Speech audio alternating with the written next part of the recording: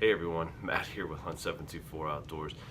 Just want to take a couple minutes and talk a little bit about something I'm pretty excited about.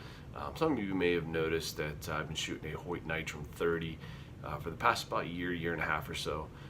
Love that bow. It came in at right around 330, 331 feet per second ATA, 30-inch axle to axle. Really nice bow. Shot number 2 cam on that Hoyt. 27.5-inch draw. Was getting right around 272 feet per second, right around there with a 405 grain arrow that I was shooting. So decided to make the change with the launch of the brand new 2018 Hoyts, and really went out and had an opportunity to shoot the Hoyt RX1 and the Hoyt Hyperforce, also the Hoyt RX1 Ultra. I didn't get a chance to shoot the turbo. There wasn't the Hoyt rep at that time didn't have a turbo on ground, but was able to get my hands on an Ultra, an RX1, and a Hyperforce. Overall opinions of the RX1. RX1 was very nice. It did have a little bit of kick out at the bottom, had a little bit of hand shock. They had a fuse stabs on all of them. I noticed, it had the number 3 cam. It was adjusted down to just about 65 pounds. Limbs is what it had. I did shoot the Ultra. I thought the Ultra was amazing. It had really zero hand shock to it. It was just smooth draw. Just overall, just a nice shooting bow.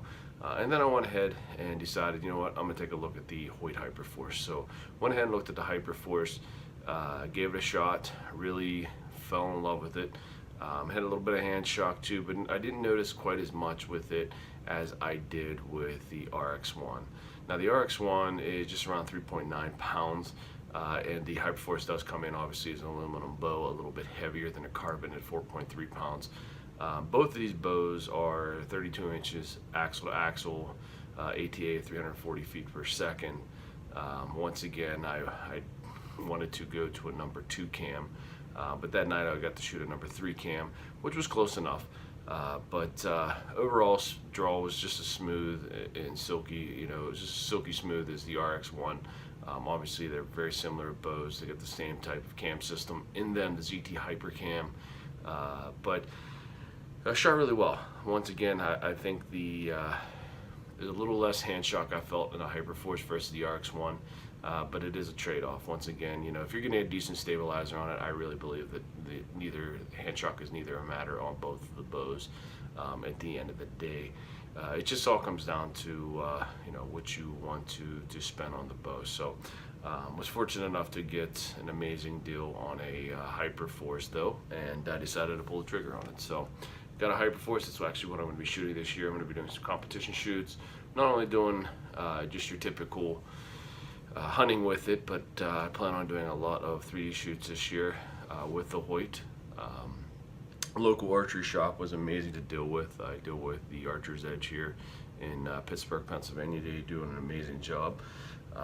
They got it all set up for me. The bow seems to shoot exceptionally well, extremely fast. Some of the things that I like about the bow and some of the things that I don't like about the bow. Let's start with the things I do like about the bow is once again they've got this new split cable system down at the bottom. I've been watching a lot of different items on Archery Talk about different people being concerned about this. Overall the design is really not that bad. I have to say that this angle that's right here as this cable's coming down over there, though it is a severe bend, it does have a nice roll off, nice pivot to it, so there shouldn't be too much wear. But once again, it'll be something I'll always observe and always keep an eye on, just to make sure. Typical fuse strings on this. Overall, a couple other things that I really liked about this too, I actually love a lot. Is the opportunity to put a rear stabilizer on this. This is one big thing. Now I did buy the Hoyt Prevail lockdown rear stabilizer mount for this. I do have just a small little fuse on here, but I do have an extension that kicks it out to just about a 6-inch, which is very nice whenever I'm getting at a target. For right now, this does give a little bit of a balance, but not too much. It really helps a lot more with any of the vibe that you're gonna get from shooting this bow. Once again, the new design limb pockets are very nice. Being a very nice wide at the bottom, the balance is amazing. They've got these new vibration pods located here on the bows. I don't know how much those truly help, but the bow is pretty quiet overall. Has a little bit of noise, but to be honest with you, not nearly as loud as what my Nitrum 30 was. I have to say it is quite a bit quieter. Now, a couple things that I'm not a big fan of with the bow. Really just comes down to be honest with you, just one thing. I know that their biggest push this year was the grips. Me personally, I did not like the grip. One, it felt very plasticky, and of course because it is made of plastic, but it was very plastic feeling, and I just felt that, in all honesty, for the price, that you should be getting a lot better grip. I compared it side by side with the Pro Grip. Now the Pro Grip is a little bit wider, but not that much. I would say that this inside area here on the new grips is a little more curved out, so it does kind of fit your hand up in there a little bit better. But for me personally, I've been shooting Hoyts for quite a few years, and I just feel that this Pro Grip is just the best bet for me. I do shoot an open grip whenever I shoot, so whenever I am shooting in an open grip, so I am not torquing the bow as much. Either way, so using either grip works just fine. I also just like the look of the wood, just personally. At the end of the day, it does mount up, so people have had questions to whether you can mount an old Pro Grip to one of the new RX ones or the new Hyperforce. Yes, you can. As you can see, it can be done. You can also mount side plates. It is drilled for it. The other one that's on here popped right off. It just got some double-sided sticky tape on it. That's it, but it did pop right off on it. I am shooting a QAD Ultra Rest, same Ultra Rest that I've been shooting off of my Nitrum 30. Actually took a lot of my components off my Nitrum 30 from my True Glow sights over to this. I've got some more things coming. Obviously the accessorize, I've got some orange on here, but I am getting the orange limb savers, the orange pods at the bottom, so I do like to customize it as much as I can, but once again, overall the feel of it is great. Like I said, I am shooting a number 2 cam versus a number 3 cam, once again just because it's a little more efficient to shoot a number 2 cam versus a number 3 whenever your draw length is under 28 inches. Hoyt is only offering a number 2, number 3, number 4 cams this year, depending on your draw length. So once again, if you're under 28, I recommend going with a number 2. It doesn't have as much volley to it as it does with a number 3. A number 3's got a little bit more of a volley to it. This feels, in all honesty, when you compare this to number 3, a number 2 cam feels a little more like a speed bow. You have that pull back and you start to let down a little bit, and it wants to go on you. It really does. These are 65-pound limbs. I went with the 65-pound limbs on this versus the 70 or the 60s. I decided to jump in the middle there. My Nitrum was the 60-pounder, and I'm shooting at 65 pounds here. But to be honest with you, though this is a 32-inch axle-to-axle bow, I truly do feel like this is, very comparable to most 35-inch bows or 34-inch bows. It just feels so much smoother. The peep sight location is so much better now versus what my Nitrum 30 was. Just the overall cycle of it is a lot better.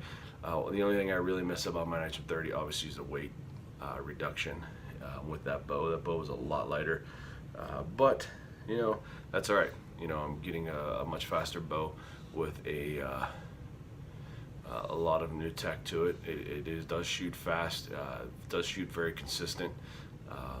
I've had an opportunity to shoot a little bit the range. It's a little cold here right now in Pennsylvania. We've been dealing with single-digit temperatures, so I haven't been able to venture out of the backyard to really tie it into anything longer than 20 yards. But overall, impressions of the bow. Love the bow. It shoots very well. The new Realtree, I went with the Realtree Edge. That new camo pattern by Realtree is amazing. It's insane how detailed it is. But yeah, overall, this is my new venture. So I'm looking forward to getting this thing out in the woods here. We've got a couple more weeks here in Pennsylvania to get out in the woods. Still have a couple doe tags. Was able to harvest a buck this year, but with my Nitrum 30. But hopefully going to get out there in the woods with this and be able to put a rage broadhead right through a doe or two and see what this thing can really do. So but if you have any questions, just hit me up in the comments, and we'll get those questions addressed for you. But like I said, overall the bow itself feels really good. I'm really happy with it. You know, I was a Hoyt guy many years ago, went to Bowtech, went to Matthews. I've shot all the new Realm, the new Triax. I have to say the Triax is amazing. I love the Triax. It reminds me a lot of my Nitram. It's nice, compact, fast. I mean, in all honesty, that was the runner-up. I probably would have went with the Matthews Triax. It's just the Triax for me just doesn't feel quite as comfortable as a Hoyt. And once again, it just comes down to what feels comfortable. You know, I'm not going to shoot a bow just because it's a certain bow or a certain tack on it. You know, I did that with a Bowtech because I thought that the RPN 360s would be good, and I really, you know, wanted a good speed bow, and I just couldn't shoot comfortable with it. And no matter how hard I tried, I just could not get it where I wanted it to be. I switched back to Hoyt, and I've had nothing but good things. I have shot Matthew in the past, and had good success with it. But overall, once again, it just comes down to fit.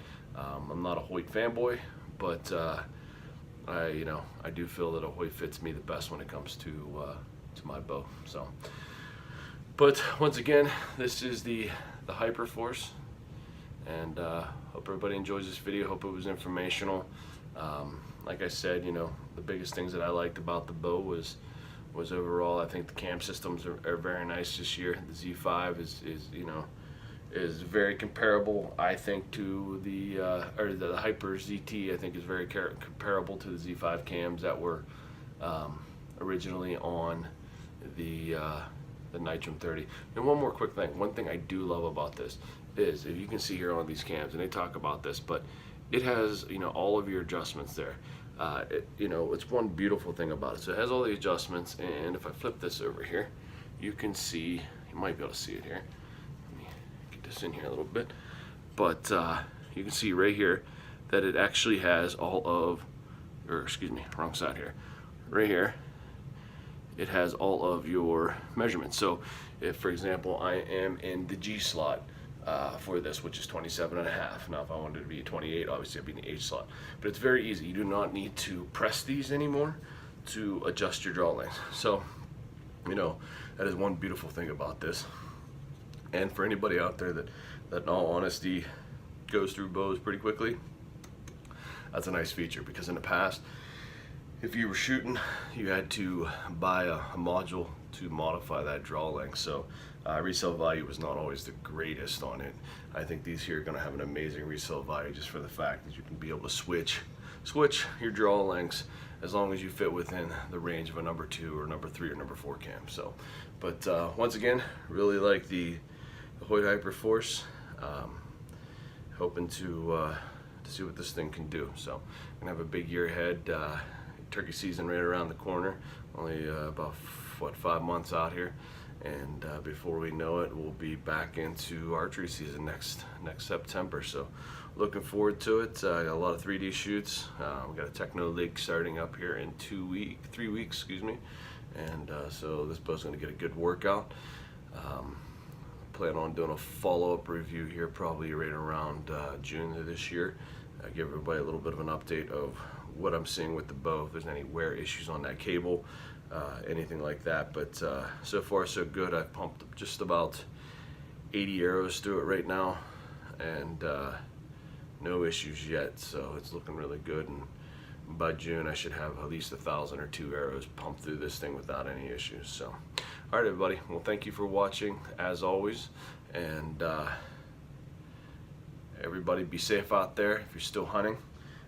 If you're not and you're getting ready for turkey season, best of luck to you in the next few months. But thank you again, and stay tuned for more additional videos.